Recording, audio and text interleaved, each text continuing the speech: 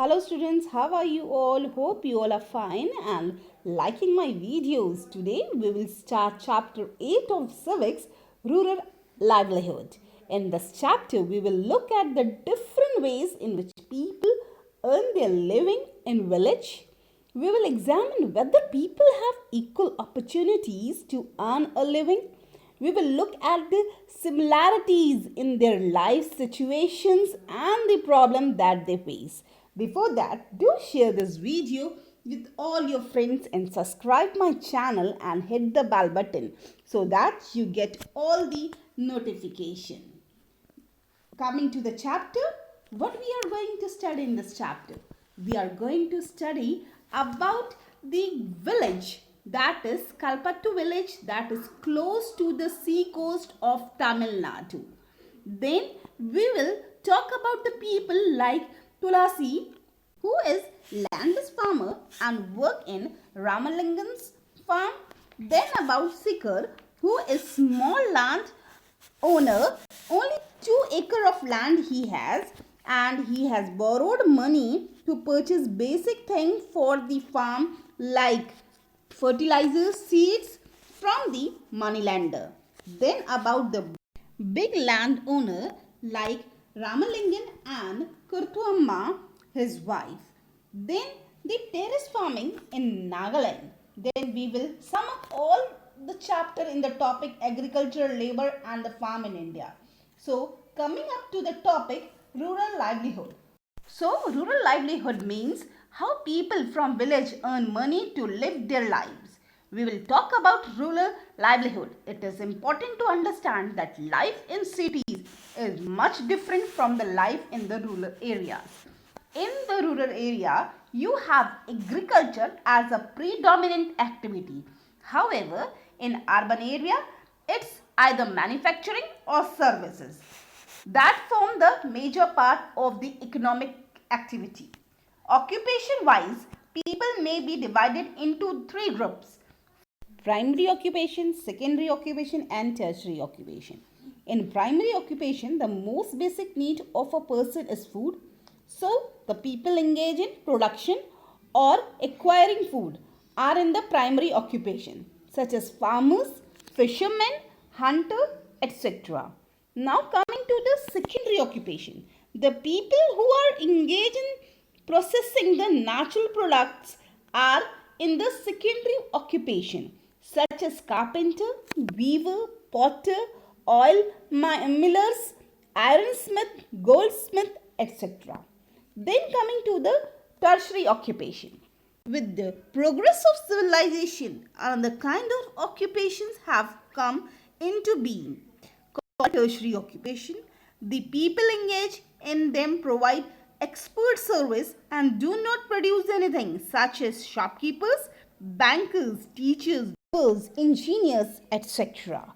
As we said, manufacturing and services form the urban lifestyle and agriculture predominantly forms the rural area. Now this agriculture, however, not able to give employment or full-time employment to any people in the village. So now let's say these are the various ones. As you can see, you have a crop where you are preparing the saplings. Let's say in the month of the June, then you are transplanting crop in August, then you are weeding it out in October and finally harvesting it in December. So what happened? You have employment during these months when you are either weeding, harvesting or preparing the sapling. However, other 6 months are the lean month. So, during this other 6 months, what happened? You would either be engaged in some other activities in urban area. So, the farmer would move out, or the agricultural laborer would either move out from the rural area to the urban area to get the job for the 6 months and come back to the farm when required. So that would be the one way that he could sustain. The other way could be in the village itself. He find out certain areas. So let's say he is loading the sand, he is working with quarry, or he is working in some mining activities or stone quarrying that is occurring. Nearby area like Raman, Tulasi's husband, used to do.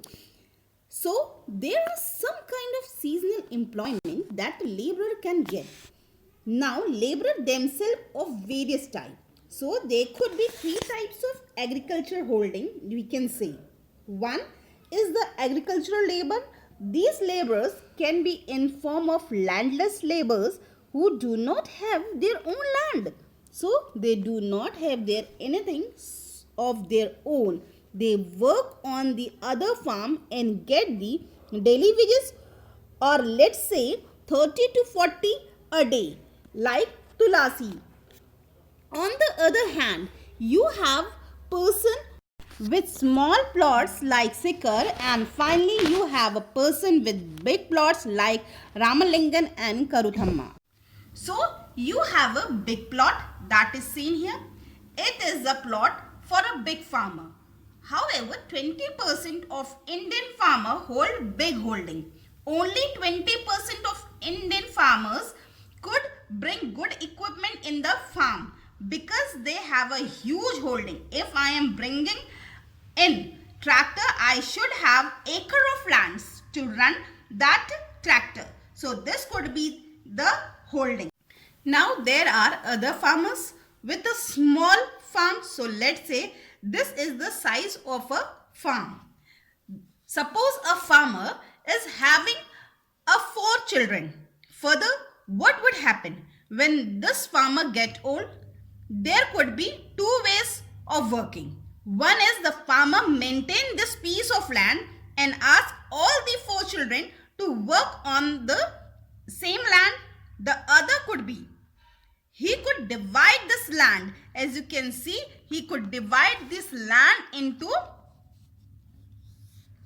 4 pieces among the children. So you have the land parcel for each of them. How much the land each child got. So you have 4 sections that you have divided here. Now what is happening here? The size of the land is further decreased. So you have small land holding finally here. Now with such small land holding, will it be possible to work around with agricultural equipments? No, it is not possible. It is not possible to bring tractors or a big equipment in this small area. So what happened with this small farm? What will happen? This small farm is good only for sustainable farming or sustainable agriculture. Now you will think, what is sustainable agriculture? So sustainable farming, but this we will read in the further classes. This type of farming is practiced to meet the need of a farmer's family or their relative family. Traditionally, low level of technology and household labors are used to produce on a small output. Thank you. Have a nice day.